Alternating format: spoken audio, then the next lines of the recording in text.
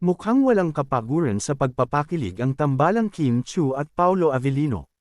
Matapos ang kanilang mainit na pagtanggap sa unang mall show nila sa San Jose del Monte, Bulacan, hindi na sila nagpahinga at dumiretso agad sa Grand Boniverse, na ginanap sa Philippine Arena sa Bocaue. Mas lalo pang uminit ang gabi nang mahuli sa kamera ang nakakakilig nilang kulitan. Habang nasa event, napagtripan ng hamunin ang Kim Pao na sumayaw ng viral dance craze na salamin, ng bani. Siyempre, game na game si Kim, todo hataw at walang kieme.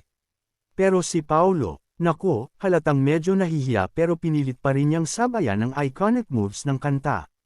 Kahit may konting hesitation, kuhang-kuha pa rin niya ang steps, kaya naman todo kilig ang fans sa kanyang effort.